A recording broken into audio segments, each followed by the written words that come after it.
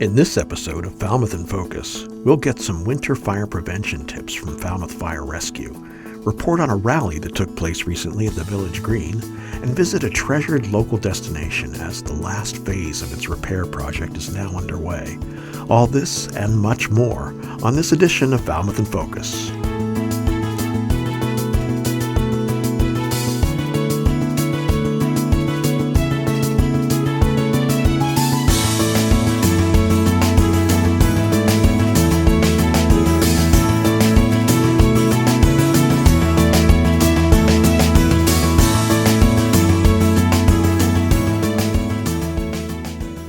Hello and welcome to Falmouth in Focus, FCTV's current affairs program. I'm your host, Michael Kasparian. The federal government recently launched its websites for residents to request free at-home COVID-19 tests.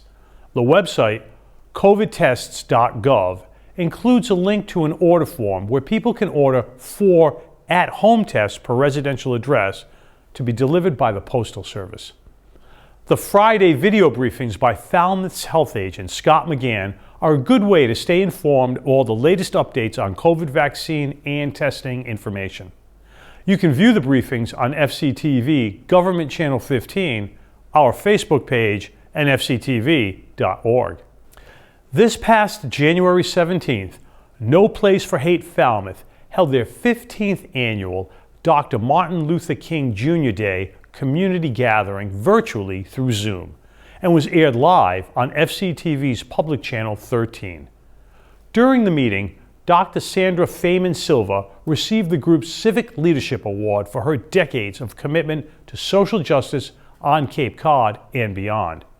During the program, the attendees and viewers heard songs and stories from Boston Music Awards nominee and Cape Cod native Naomi Westwater in a stirring tribute to the life of Dr. King. We'll walk hand in hand. We'll walk hand in hand. We'll walk hand in hand someday.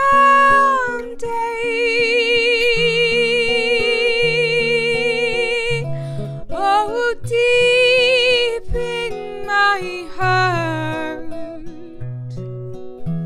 I do believe we'll walk hand in hand someday.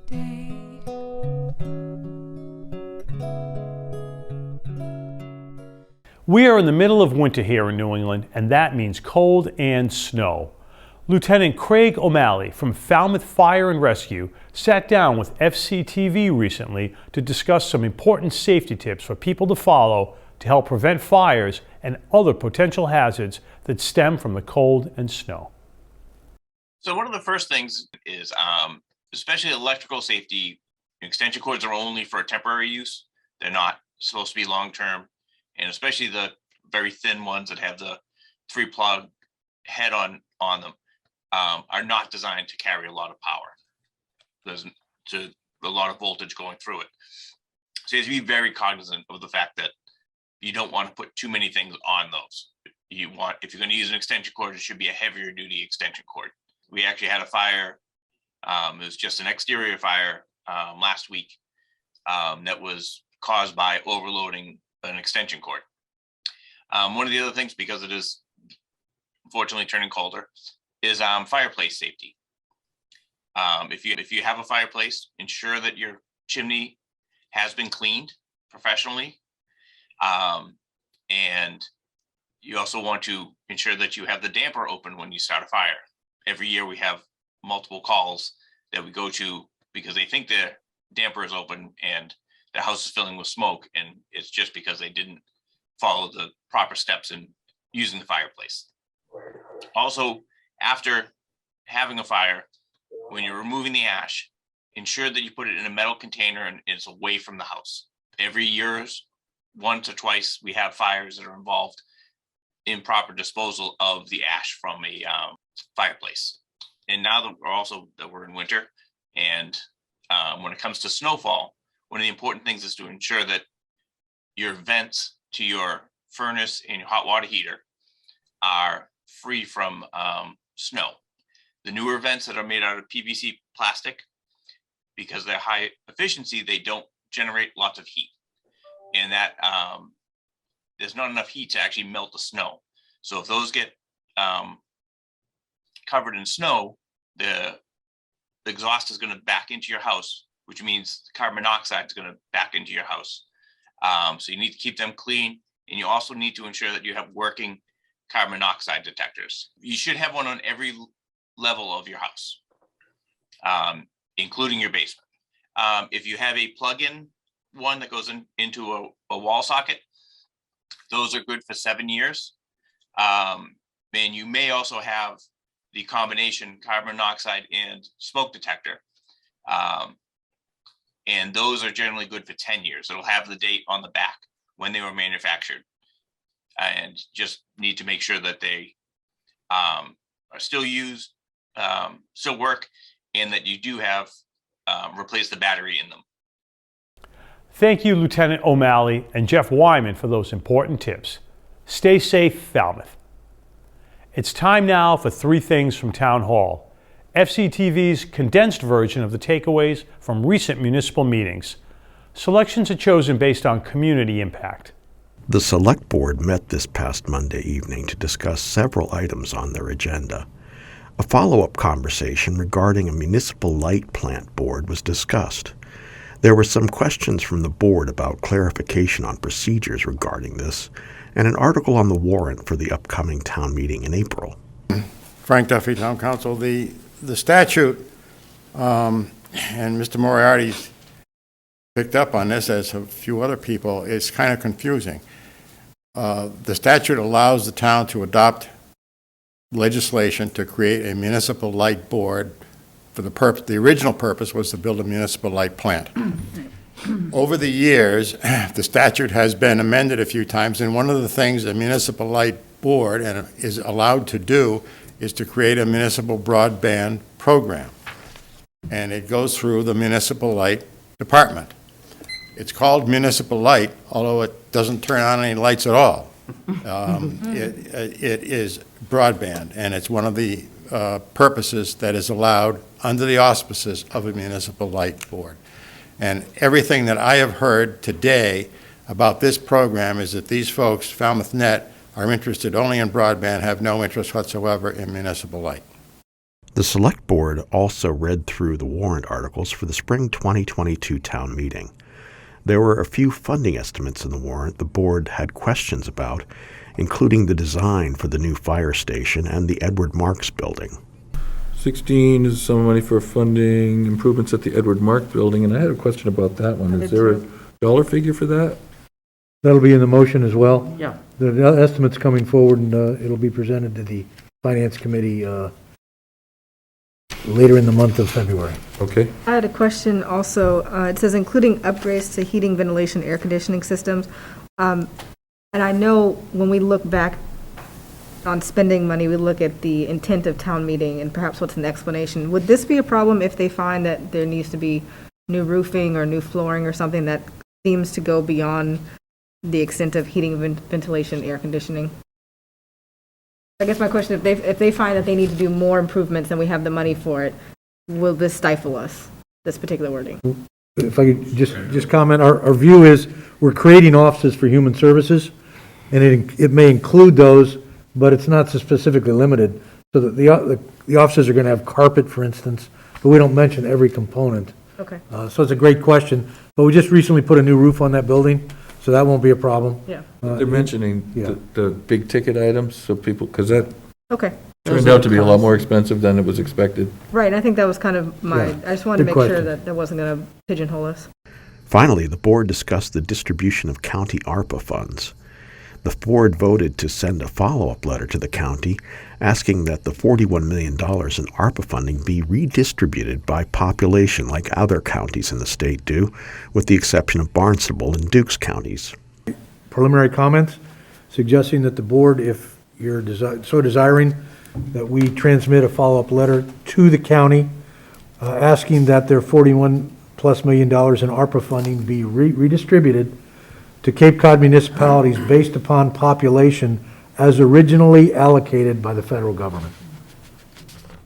To see the meetings in their entirety, check out Government Channel 15's program schedule at fctv.org. We turn now to this month's calendar segment. On Thursday, February 10th at 4 p.m., the Falmouth Art Center's book club will feature the book We Flew Over the Bridge, the memoirs of Faith Ringgold. In addition to the usual book discussion, there will be a talk by Robin Joyce Miller on Ringgold's work. The Falmouth Art Center Book Club meets on Zoom every other month. This discussion is free and open to the public.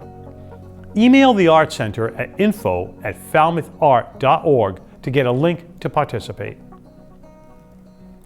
One Falmouth is a partnership of 14 Falmouth nonprofits committed to making a collective impact through awareness, education, and engagement. On February 16th at 6 p.m., they are holding their first ever fundraising event live on FCTV Public Channel 13 and the FCTV YouTube channel. It's hosted by Todd Gurrell with special guest performers Crooked Coast and others. To support the organizations of One Falmouth that serve virtually every aspect of the Falmouth community, go to onefalmouth.org and click Donate. On Wednesday, February 23rd, from 10 a.m. to 11:30 a.m., join Highfield Hall and Gardens for a winter break program, Cupcake Decorating with Sheila. Kids 5 to 10 years old will learn how to decorate beautiful cupcakes with methods they can use at home. Sheila will lead you through fun techniques, and you'll take your creations home with you to share. Go to highfieldhallandgardens.org to register. On Thursday, February 24th at 6 p.m., the Woods Hole Diversity Advisory Committee celebrates the Black History Month theme of Black Health and Wellness with a Zoom lecture by Dr. Misty Bocci entitled, What Lies Beneath? Unearthing Not-So-Subtle Roadblocks to Wellness. The topic will be an intimate exploration of often unexamined obstacles to achieving optimal physical and emotional well-being. This lecture will be a 30-minute presentation followed by 30 minutes of questions and answers. Go to woodsholediversity.org for registration information. Also on February 24th, don't forget to join us at 7 p.m. for the next virtual installment of our open mic series, Poetic License. Sign up for another night of poetry and prose, stories and songs, with entertainment provided by you and your friends and neighbors. February's suggested theme is Heartfelt. Pre-register by Wednesday, February 23rd to receive your Zoom login information. Check out fctv.org for more details. After a quick break, we'll stop by the Falmouth Village Green for the Women Protecting Democracy rally. Stay with us. Cape Cod Storm supports One Falmouth. One Friends support One Falmouth. The Falmouth Chamber supports One Falmouth. Hi, I'm Michael Harney, and I'm a proud supporter of One Falmouth. My name is Karen Ronaldo, And I'm Kevin Doyle. and we're supporters of One Falmouth. One Falmouth. Hi, I'm Peter Clark. I hope you will join me in supporting One Falmouth, a great collaboration. Thank you. Gelby's Candy supports One Falmouth. Turning Point supports One Falmouth. Hello, we're Crooked Coast. We're here with One Falmouth.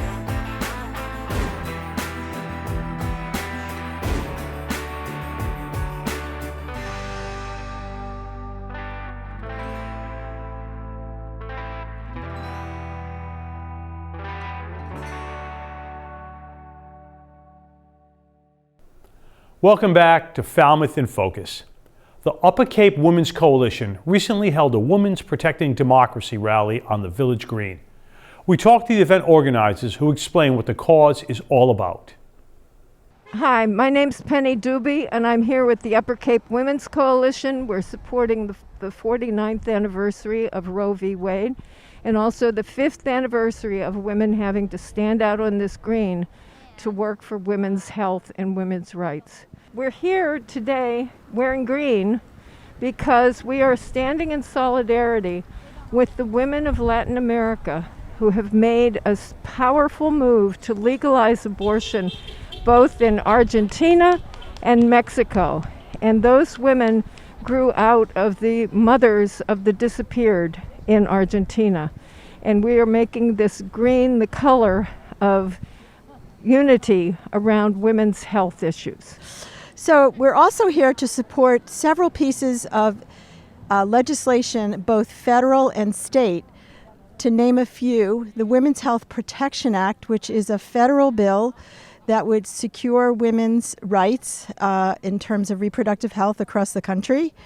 We are here for the state program, legislation on full access to full spectrum pregnancy, which would basically mandate that there would be no co-pays, higher premiums, or balance billing for women who are in the state of Massachusetts who are trying to access reproductive and pregnancy care across the full spectrum, from prenatal care, postnatal care, as well as abortion care. We are also here in support very, very strongly. We want our voices loud around the voting acts, both within Massachusetts that would mandate permanent mail-in ballots, as well as the national bill, the Freedom to Vote Act and the John Lewis Act, that would ensure equal voting rights across this country. Hi, I am State Senator Susan Moran for the Plymouth Barnstable District. We're here in one of my towns, Falmouth, Mass., absolutely my hometown, and standing out with a crowd right here on the common of Falmouth, talking about human rights and voting rights. And really at this point in Massachusetts, we are leaders. We like to be sure that we hear everyone. We support human rights, both women's health as well as voting. We want to be sure that everyone has access for their voice to be heard in terms of voting. And we want to be sure that women are respected in terms of their choices, and that Massachusetts continues to be a leader in both of these rights. So thanks for being here. Thanks to Marcus Greco for that story. Well, it starts with a simple resolution to declutter your closet of old clothes and shoes. And before you know it, you've made improvements to our local environment, lowered the town's solid waste taxes, and helped elementary school children throughout town. Elementary school teacher and PTO Vice President Tracy Chorches explains how. As far as our recycling project that we have here, textile bins, all the elementary schools, we have North, East Falmouth, T-Ticket, and Mullen Hall that have these bins, and the town really, really supports us, and they fill them up really, really nicely. I see the truck come and empty them out, and each month we get a check for whatever's been deposited into the bin. It can be old sheets, towels, shoes, clothes, and we get 5 cents, I think, a pound. So that adds up. It adds up to a lot of money. So $200 a month, and then during the summers we get a check for almost $600. People really clean out their houses in the summer. My children are in 2nd grade, that's what I teach, and they have been taught the importance of saving our planet and saving our world that we live in. So we do a lot on recycling and what they can do to help at home, at school, and in their community. So we talk about the bins and why they're on the property and what they're used for and what we use the money for, because we're raising the money in essence for them. So that's what we teach them in the class. We do a whole big unit on goods and services, so that ties in as well. We go on several field trips a year when allowed. With the COVID years hitting, we weren't allowed to go anywhere. So our fundraising was really hit hard by that. So the money that we did receive from the textile bins was extremely helpful. The bus fees can get very expensive. So field trips can cost anywhere from $300 up to $2,400, depending on the field trip that we're going and we're taking them on. Because we do always book 2 buses in case one breaks down. So that's a big big plus, and the PTO helps us pay for that as well. We do have fundraising through the year. We used to do a big spooky spaghetti supper, which people are familiar with in the building. So we had to stop that with COVID. So we had to really find grab it and go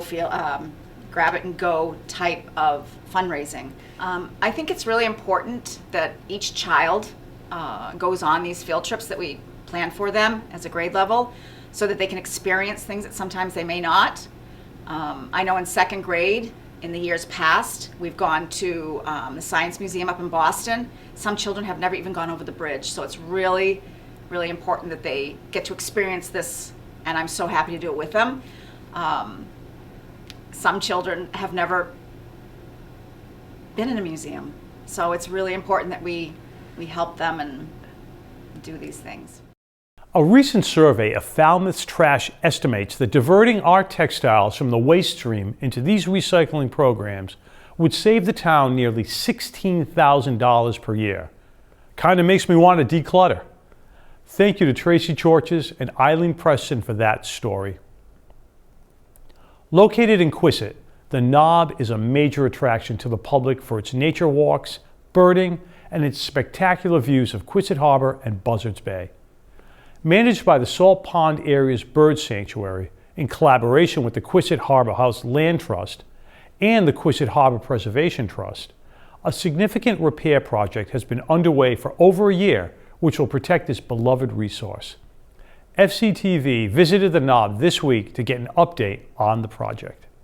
My name is Dana Roden. I'm a founding director of the Quissett Harbor Preservation Trust, which is affiliated with the Quissett Harbor House Land Trust that owns the central part of the property.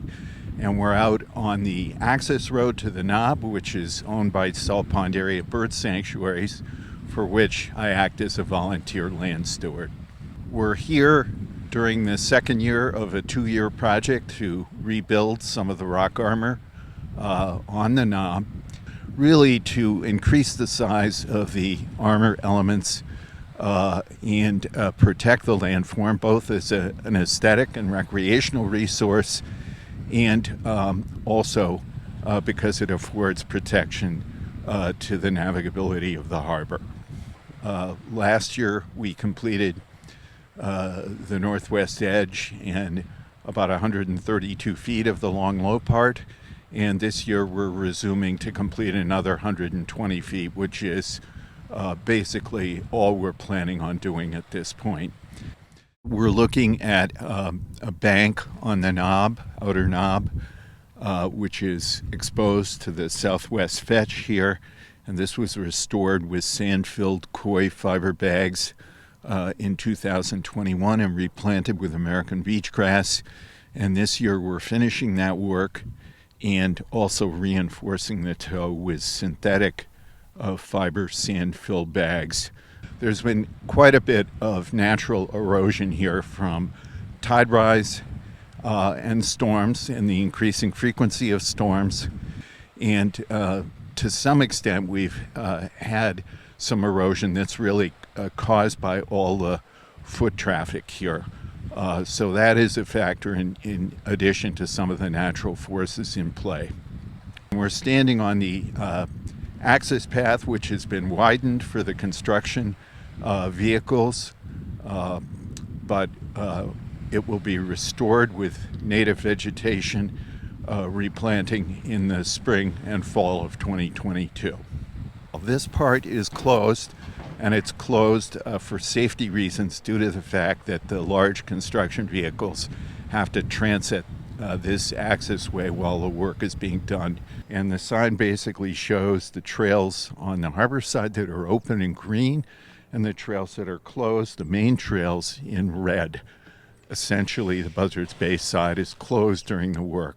And again, we're looking for the public's cooperation in bearing with us for the next 2 or so months while this work is being completed.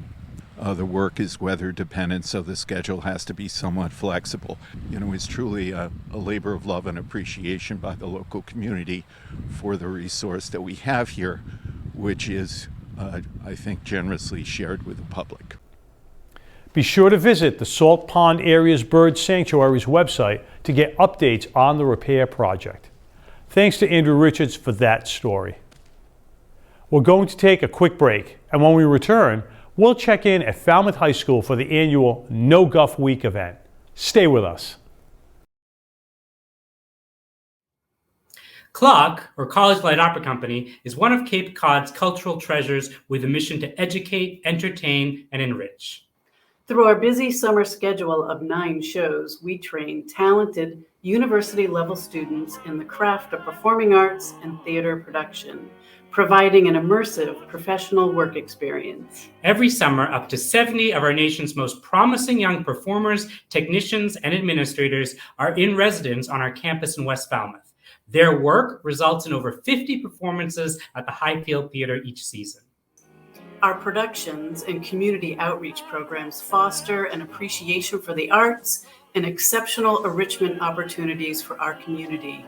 We at CLOC believe in making the performing arts accessible for everyone and are committed to diversity and inclusion in the arts. There are many ways to get involved with CLOC. You can learn more about volunteer programs as well as our high school intern program on our website, collegelightoperacompany.com.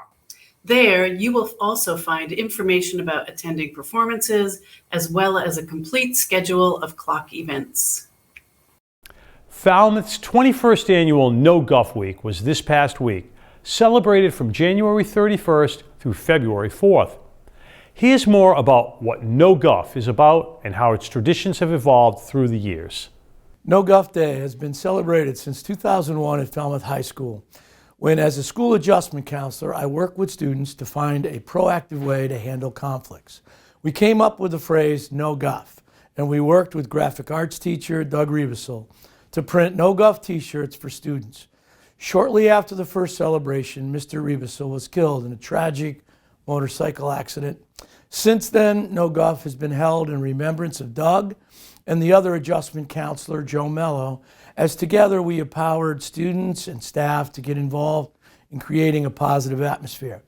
By taking the No Guff pledge and making a concerted effort to observe the No Guff mantra, community members work together and support each other in keeping a positive attitude and creating a positive environment. Celebrating No Guff can raise awareness, change the environment, and help people feel better about themselves and others by discouraging negative remarks, put-downs, and bullying. Like the first No Guff Day, students and staff continue to embrace this event. Wearing the t-shirt, taking the pledge, and practicing random acts of kindness serve to unify the community. Join in this year's No Guff 2022 celebration by taking the No Guff pledge and practicing No Guff at home, at school, at work, and leisure time. 2022 marks the 21st year of Falmouth's tradition. Take the No Guff pledge. Are you ready? I will not speak, text, or post anything negative about anyone for the entire day. Thank you. Thanks to Ryan Weber for that story. FCTV wants to remind you that television can be as easy as hitting record on your smartphone.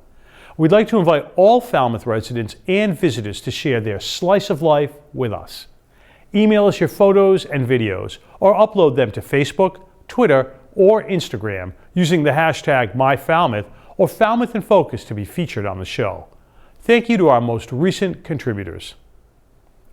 We leave you now with this week's sights and sounds from the annual No Guff Week video produced by the Falmouth Public Schools. Thank you for watching Falmouth in Focus. We'll see you next time. Shine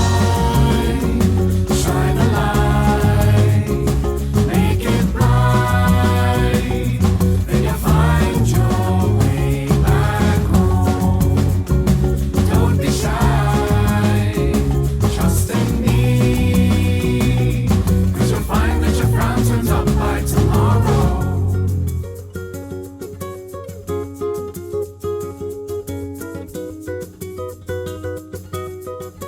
Back